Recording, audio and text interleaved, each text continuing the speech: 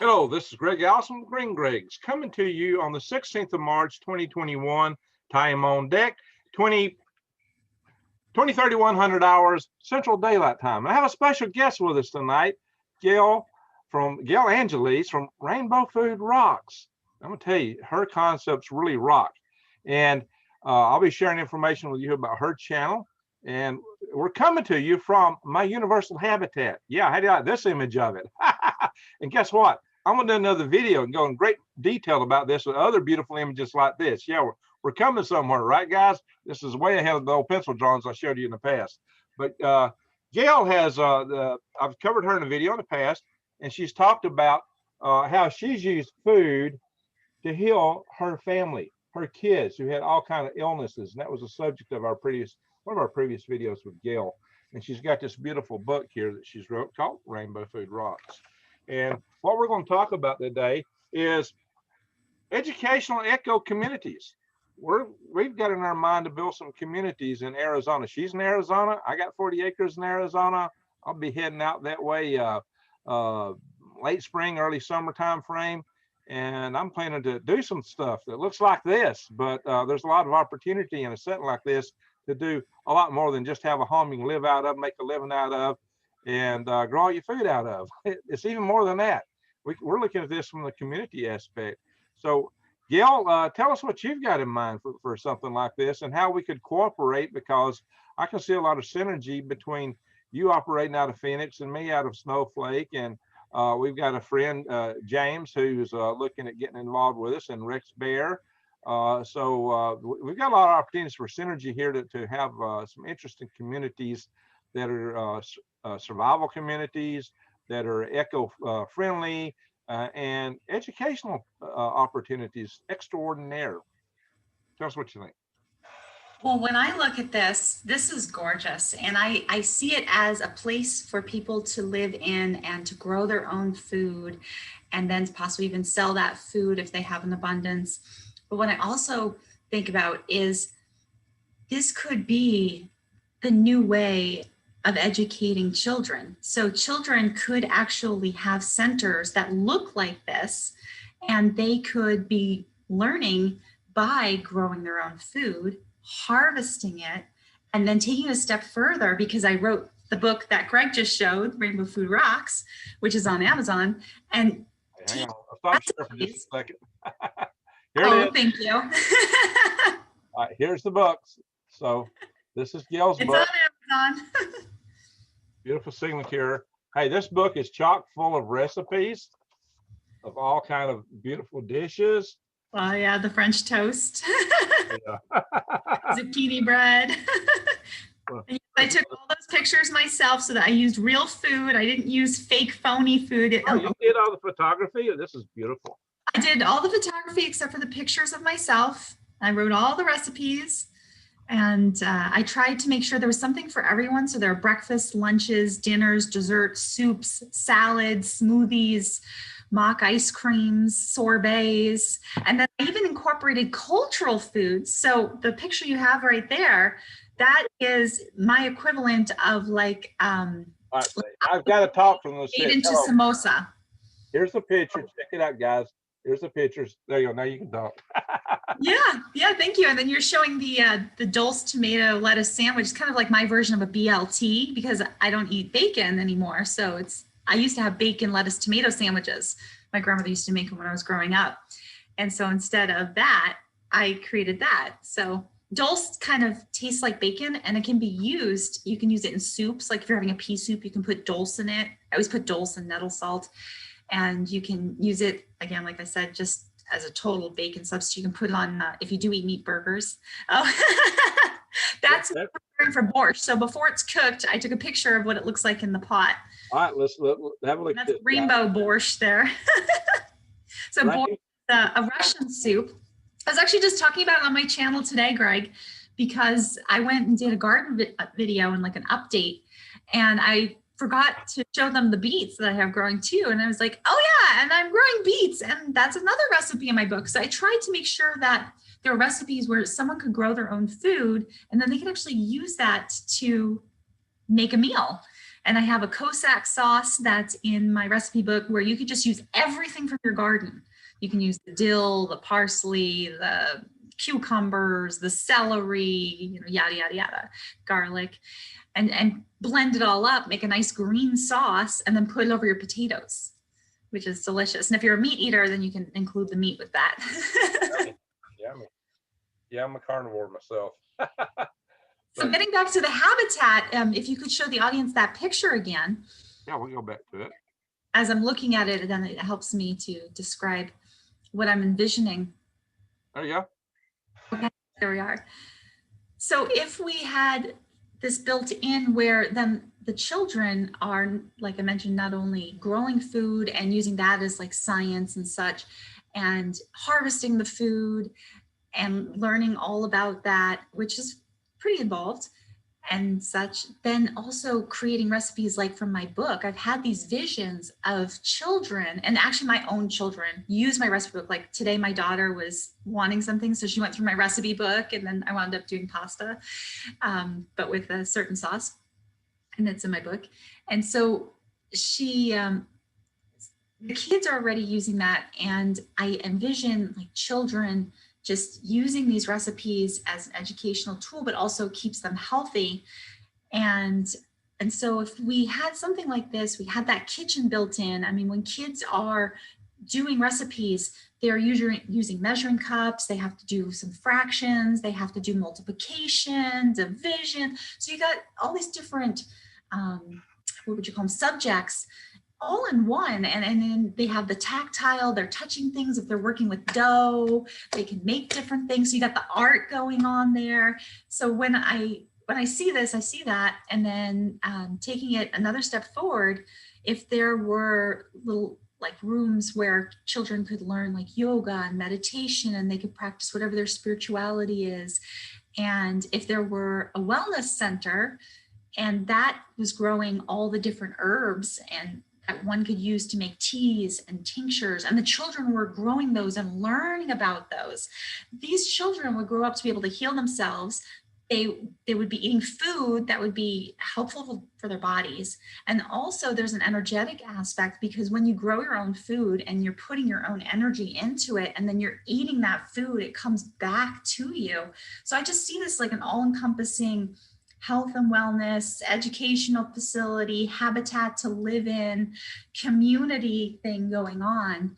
And I mean, I could go on and on and on. I would love to see like an art room too, like a dedicated art room with a lot of free art, and children could just get paper and just do whatever comes to mind, and just have like, I could imagine also like all these bins of different things.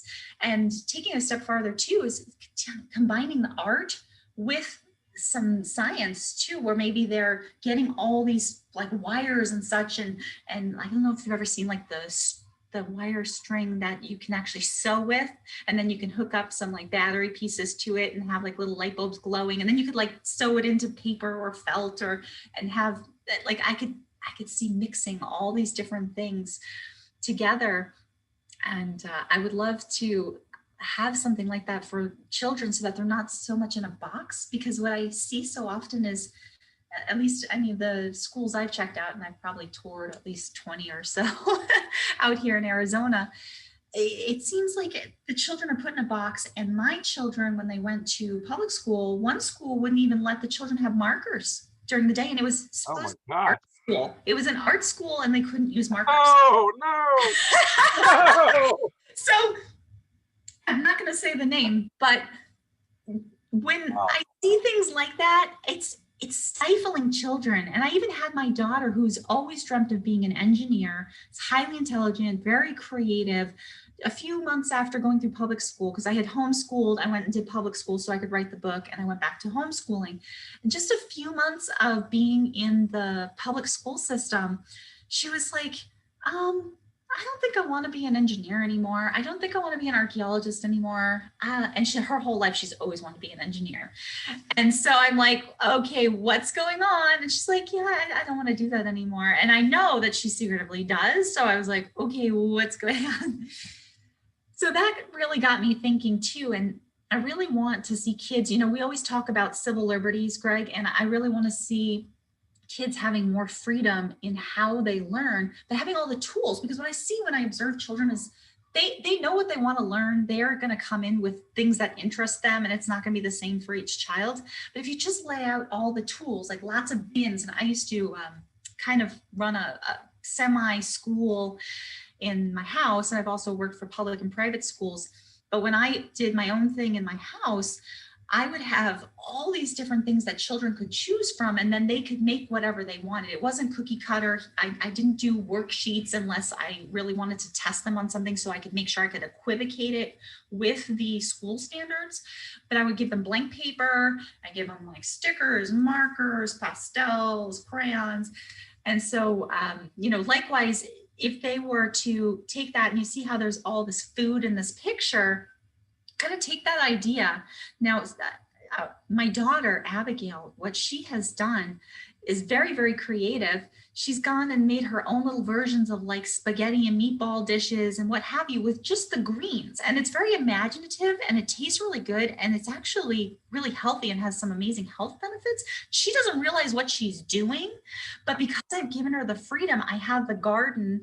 Like I said, I just posted a video on Rainbow Food Rocks YouTube channel. I have that garden that she can just go out to, and she can pick some snap peas, and she can take some mallow, and she can take some green onions, and she just starts putting things together, and she kind of tastes them to see it, what goes well together. And then she'll make something that's just all from the garden, and she'll be like, here's my version of a tortilla, or here's my version of a burrito.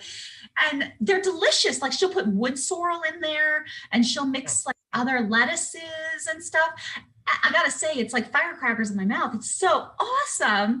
And I have a palate for it because I do eat out of my garden, mind you, but that creativity, like I want to see kids have more freedom to do things like that and think out of the box. When they're going to public or private schools in at least Arizona, where I live, I see that, they have these designated school lunches, or they all come in with their brand name products from whatever company. And when you look at the ingredient list, oh my gosh. Yeah. The things inside there. Okay, so you can eat from right here. You grow what you eat. So that's exciting that they can be a part of growing what they're eating. So they'll also know where food comes from. So this has a combination of raised bed gardens, and it has aquaponics. You could do hydroponics. So what the kids can learn is through raised beds, they can learn about the soil ecology. They can learn about microbes. They can learn about worms. They can learn about nutrients for the plants. And for the aquaponics, they'll have to learn about chemistry and pH and also nutrients from the plants and different cycles of bacteria and how they contribute to the nitrogen cycle that operates in the aquaponics system, and how they maximize that. And so it would be they'll learn about fish, plants, chemistry. You'll have to learn about math in part. And who knows, any kids might be participating in something like a farmer's market where they can learn business and sales. Like you said, they can learn health stuff, because this would be so you can learn health, you can learn science, you can learn math. And, maybe they need to write up reports on what they're doing and studying. That would motivate them to have a practical application for English and spelling, instead of just it being a boring topic that, is out of a book that you have to do rote memorization and repeat stuff. This would get them engaged in it and make it exciting. So yeah, Exactly. Even if it's just your own home and you're homeschooling out of a home like this, that would be great. But I could see community centers and schools and gymnasiums and other things employing a lot of this, because for one, it's a nature bath. It's exciting. It's stimulating to have environments like this to live and work and play in. So I definitely see us developing, getting this started in developing communities using this, and the synergy of people like James and Rex Bear and yourself and I know we can put together some awesome ideas, and we can take Rainbow Food Rocks and make the world rock. So, oh yeah, by the way, I will have links to her channel in this video. Of course, you need to check her channel out because she's got a lot of good content. Subscribe to her channel, guys. Do it. And bang the notification bell and click on. If you're not subscribed to my channel, of course, subscribe to mine too. And I'll be bringing more topics about this habitat. I'm going to do a full video on this habitat as it's being fleshed out like this. And I'm going to build these things and do videos as we do that. Unless you just don't want to see them, guys. If you don't want to see videos of me building these habitats, just say so. But this is a habitat you can live out of, make your living out of. It's going to have like zero environmental footprint because it's going to have so much thermal mass in it. This is going to be an awesome home. That's why I call it, we're calling it today an educational eco community. So tell me what you would like to do with the community, like at the community level. So now you've talked about educating the kids. How do you see this operating at a community level? It's almost like a vision of a retreat center, but not so specialized in the sense like when I think of somebody going to a retreat center, I think of like, oh, this exotic thing, and it's just for a short period of time, and then they take that back with them. But something that people actually live in day in and day out. And I have a few examples of things I've checked out that I would love to mention to you that I think kind of go hand in hand. So for instance, when I got stuck in Dubai in the UAE on my way to India, I decided to check out the sustainable city of Dubai. And I have pictures of it. And unfortunately, I don't have them queued up. I should have done that. Otherwise, I'd share with you. And what they're doing is something similar, but they don't have this much detail. And that's what I noticed with all these places that I'll mention I've checked out. So they have different aspects. So when you go there, they have a school that's actually dedicated to autism, which is really interesting. And they have another kind of school. It's like an international school because they have a lot of people from all over the world in Dubai. And they have like some aspects, like they are growing spirulina, and they have some things growing in greenhouses. So like they got some of the idea. There are no cars driving within their city per se, but you can park your car outside and you can take little golf carts around the town area and around where the people live, and they're set up like apartments. So it's not quite like this, but if we took something like this, mixed it with what I saw at the Sustainable City of Dubai, and someone can go look that up by typing it in Google. And then if they want to be adventurous, they can go for a tour there. And you take something like that and then take this concept. So I went to Ananda Village in California, and I happened to be a part of Ananda Worldwide, and that's where I became a Kriyaban and such. So when I went to Ananda, I discovered that they had different buildings. And again, it's not set up like this. So if we took this and added to that and what I mentioned before, it would be amazing. So I'll get to it. So what I saw at Ananda was they had a set location for yoga to teach and to practice daily, and meditation. And they have a farm, and they have people growing their own food, and they have people trading food, and they all have a certain lifestyle where they most of them don't even have microwaves, and they are very aware about a lot of different things I probably won't mention on this channel. But they all are working together. They have a school. It's called the Living Wisdom School. And my daughter, Abigail, for a very brief period of time, went to one of their schools up in Seattle, Washington, which is how I learned about all of this in the first place. And at Living Wisdom School, they did like daily nature walks and yoga, meditation, art all the time. But they had that really structured kind of learning. So I'm kind of taking all these different aspects. They were growing the garden, and then they were harvesting that, and so much more. So I kind of view it like if we take different parts of all of these and we mesh them together, it could be like this all-encompassing. And what I didn't see at either of these places that I'd like to see is something for health and wellness. And now James, I can't speak for James, but he has some ideas of ways to heal. And then I have my aspects of all the things I've done to heal my 3 children and myself.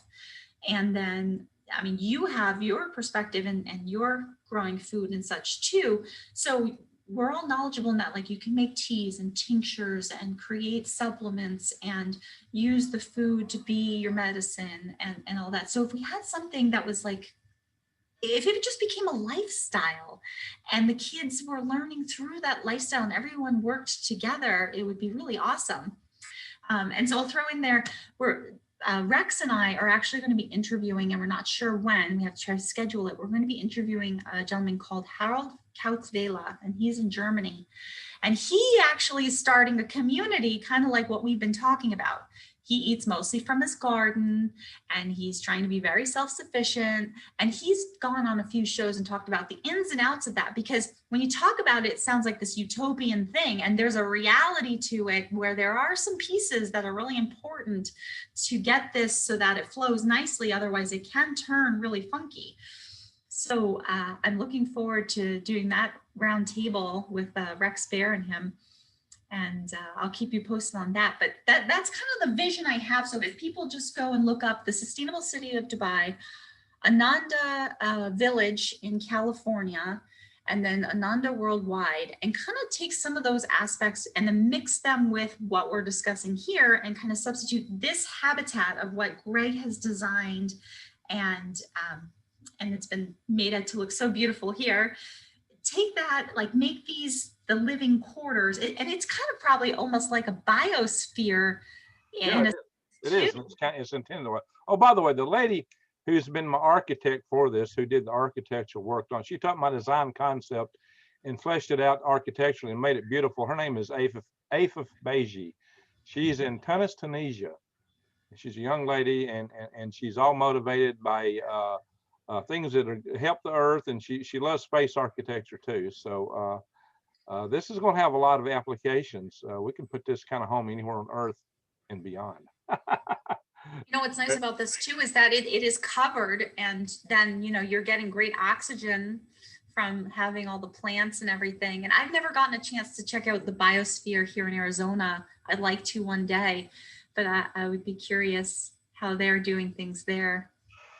Well, this would be kind of like a mini biosphere, but it don't have to be a total closed loop ecological life support system unless you put it in space. Of course. Yeah, unless you're going to do the one like you talked on Rex's show about Venus, wasn't it? Venus.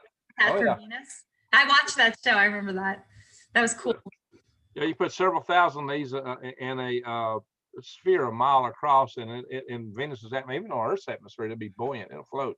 It'll float high up too. In fact, it'll have too much lift. So yeah, you can put. Well, I wanted to add to that, because when you showed that to Rex, I had already been having dreams of what we've been talking about, kind of like this, but with kids learning in these kinds of environments out there. So it's kind of interesting how I had these dreams, and then you went on his show and you were talking about it.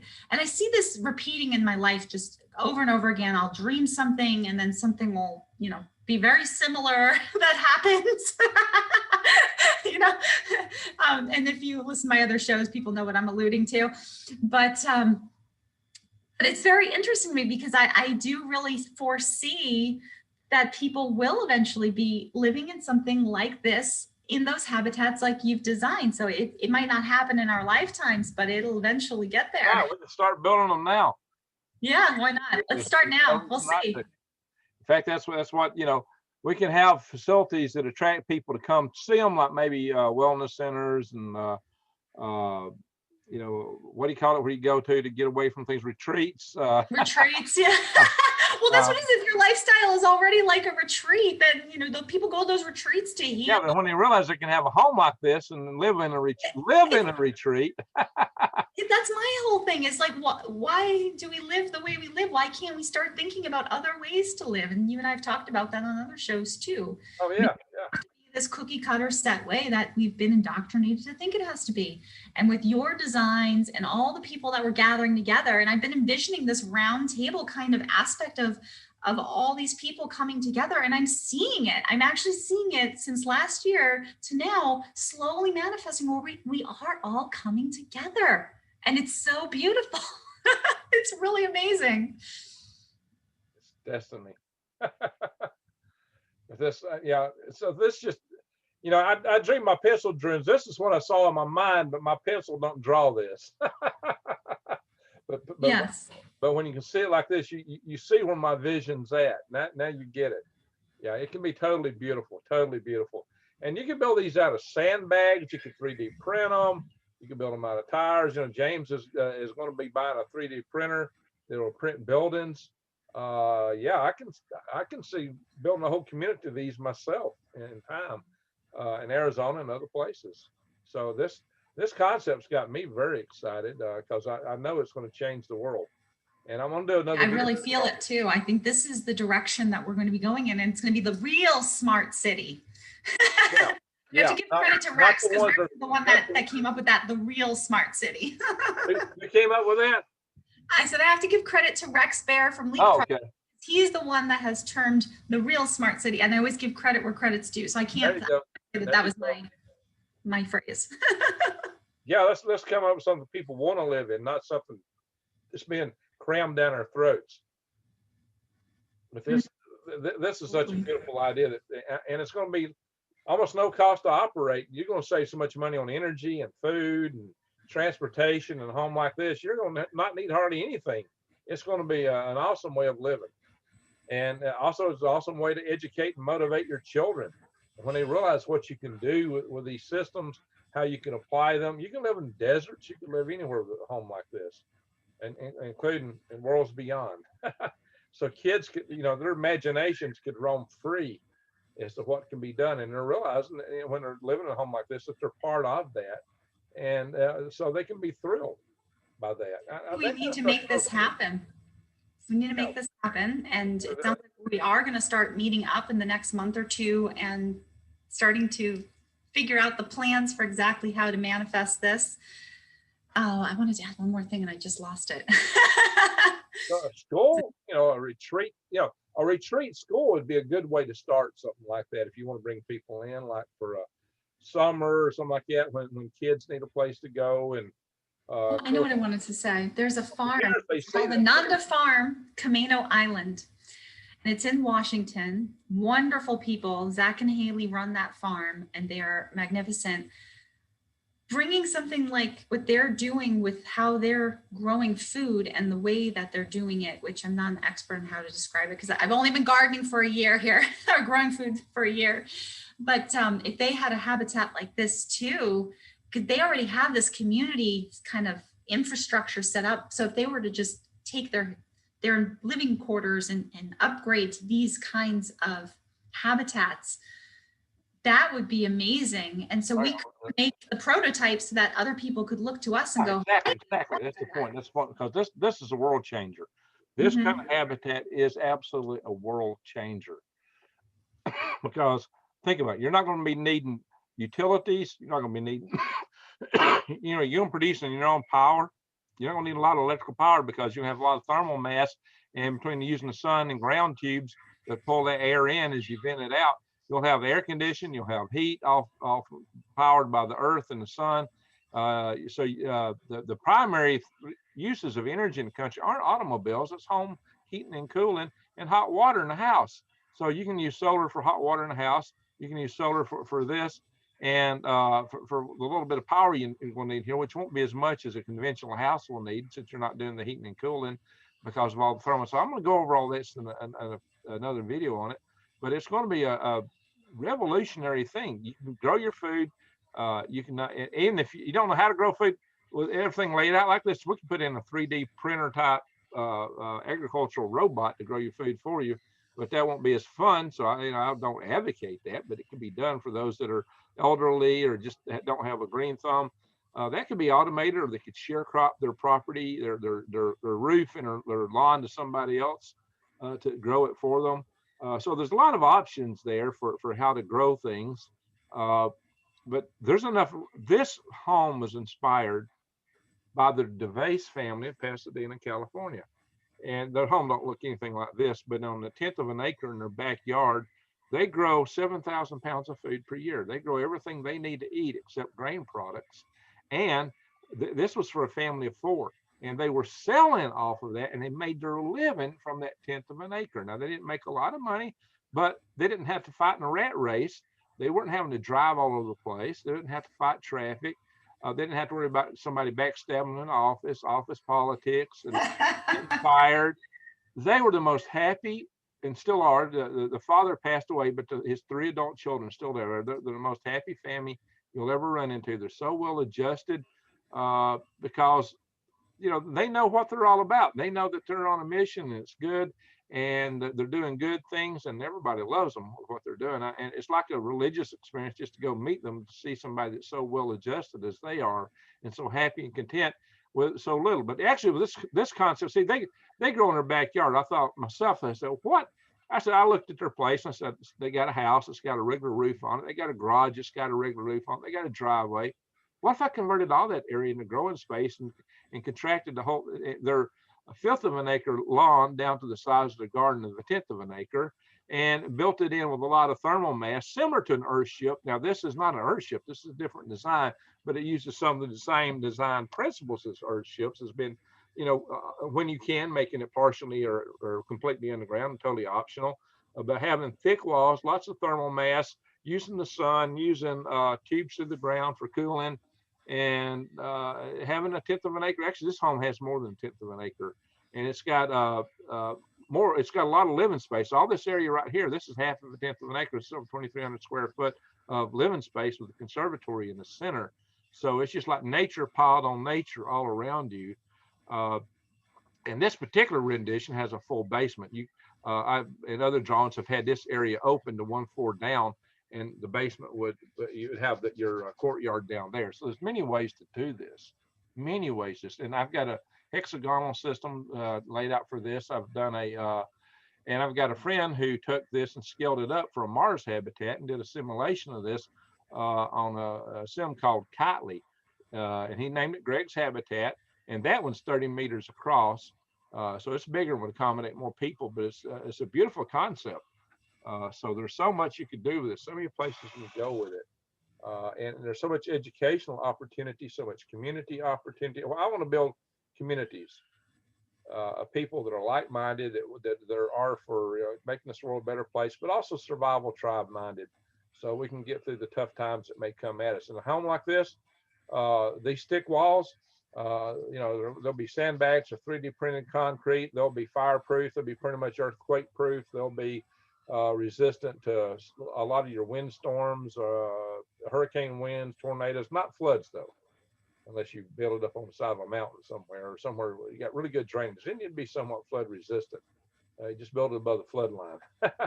But it's just an awesome way to live. And we could take all the people that's projected to live by the United Nations at the end of the century, because at the end of the century, they think the world population is going to start dropping. That's their model. That the whole world will start falling. The way what's happening in Western nations, Russia, Europe, United States, Japan, China, all the nations, once you start getting developed to a degree, the populations just start dropping. We got to do something about that now, because we do need people.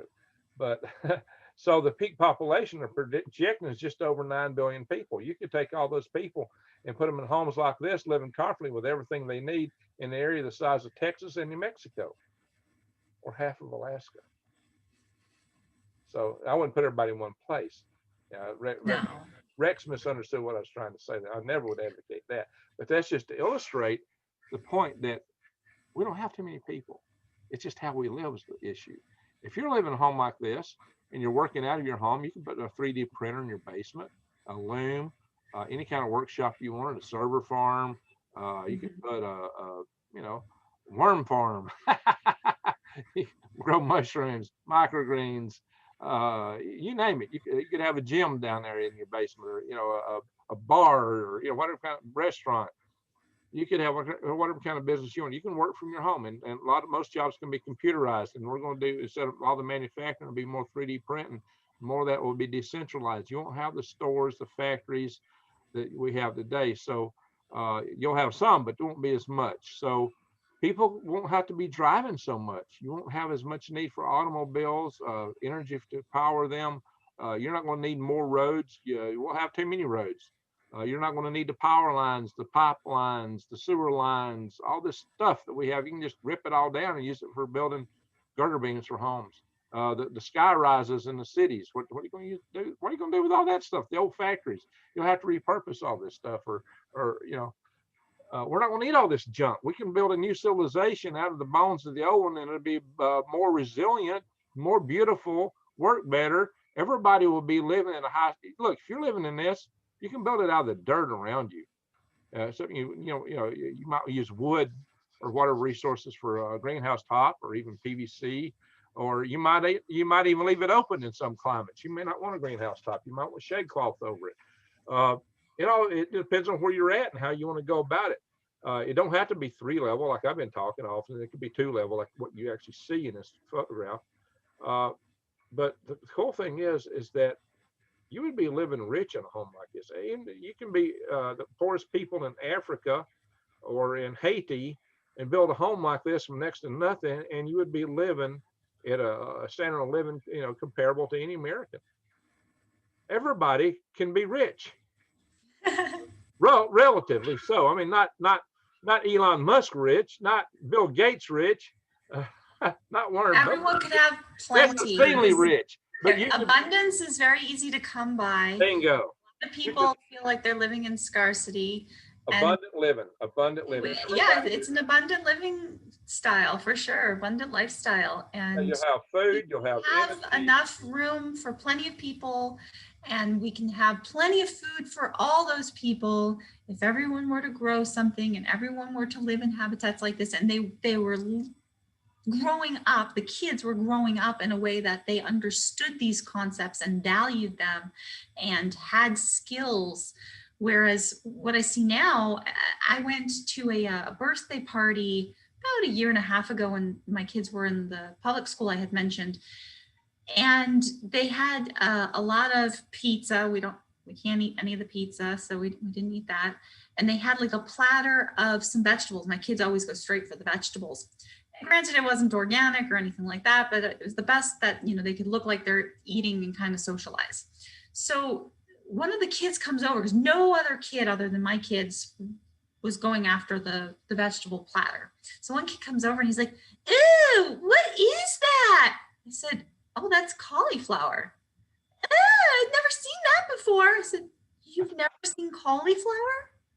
Really?" And I was thinking to myself, oh my gosh, here's this kid.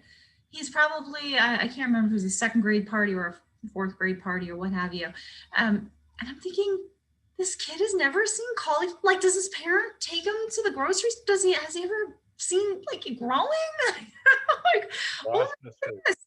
But then I realized, like, all those kids, they were going straight for the pizza. They had no idea what half the vegetables were. They had never really seen like raw cauliflower, raw broccoli. And granted, I mean, it was already, probably dipped in some kind of solution and who knows what. But it's just like, really? Hey, now I love cheese. Don't knock cheese.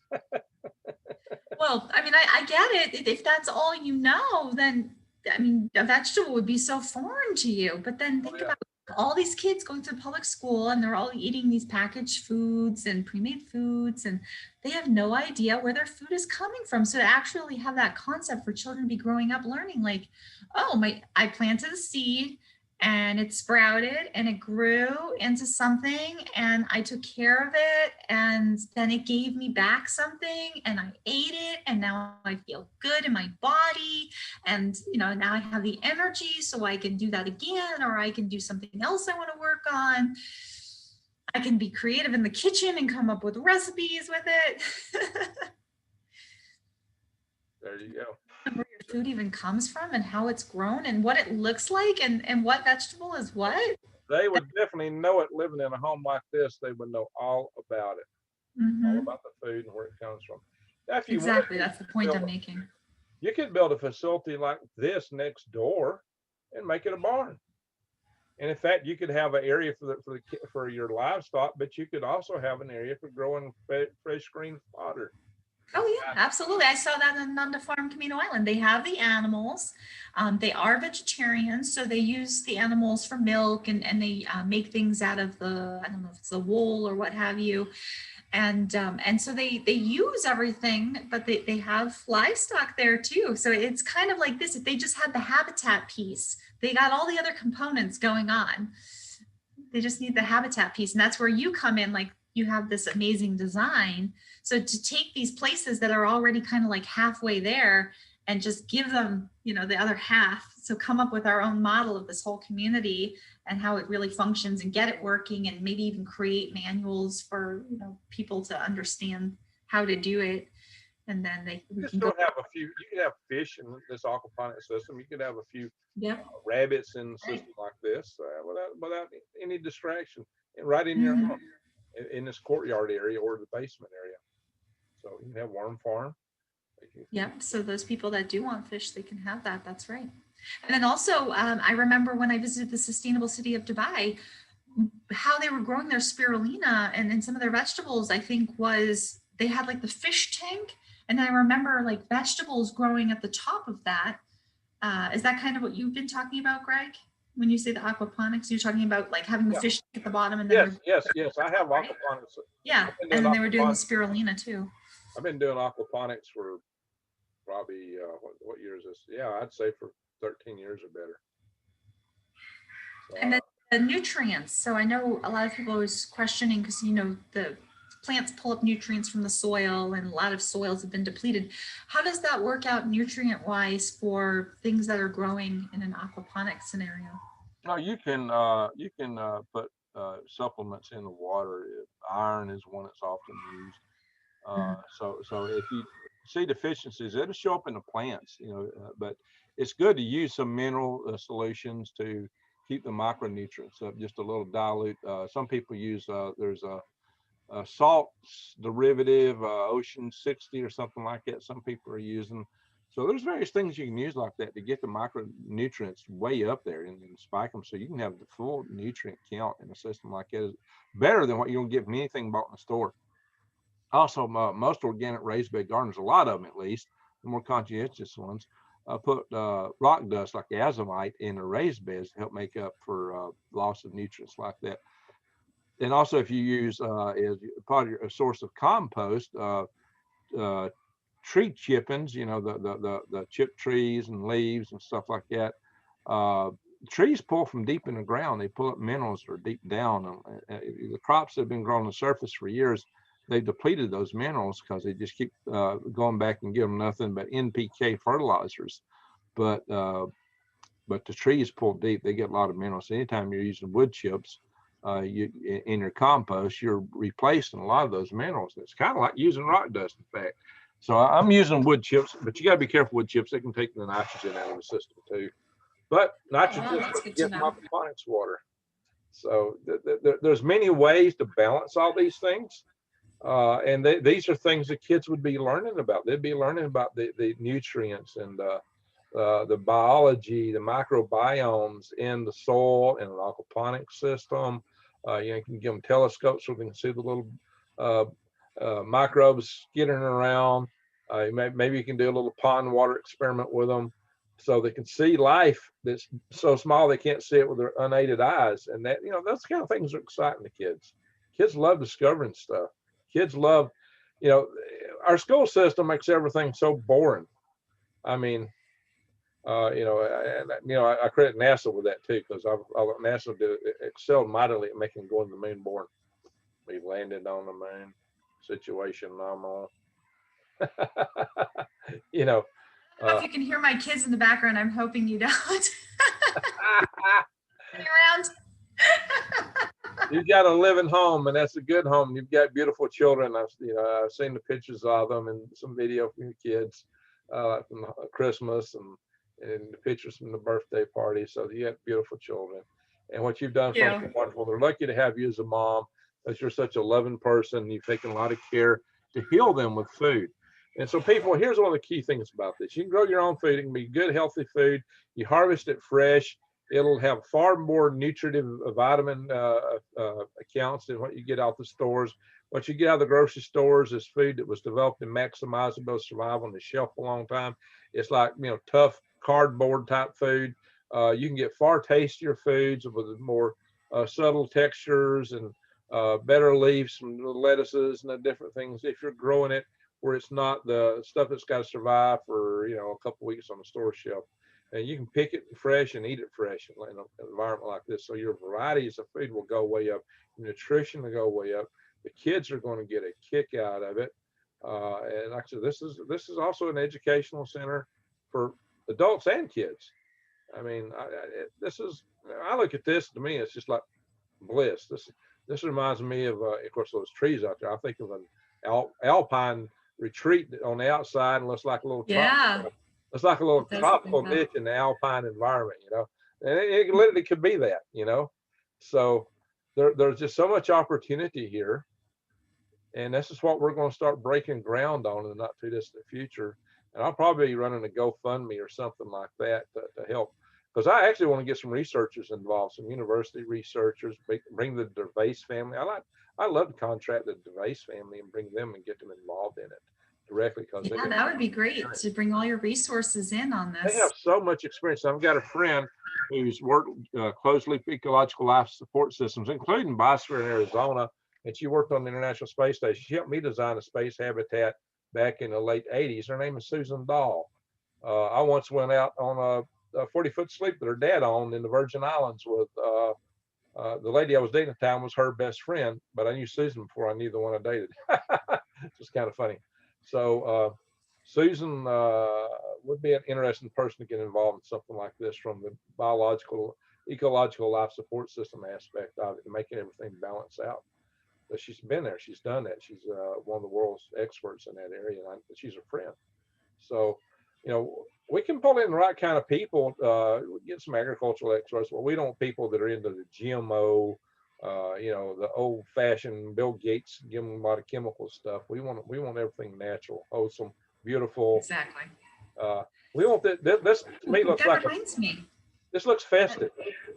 And also, when you just said that natural word, what came to mind was also making our own products. Like we could make our own essential oils and then use those for any kind of flavorings, but also to make products like soaps and like hand soaps, dish soaps, laundry detergent, facial toner, cream, all kinds of different things like that too. So those daily products that people use, we can use all these things that we're growing. I mean, that's what I do too. I don't talk about it all the time, but I make all my own products so that way I don't have to actually go out and buy something on the market, and I just put them in glass jars or what have you. But that's recyclable, and it's so good for you. I wonder if somebody's trying. I don't see anybody trying to get a minute to our video.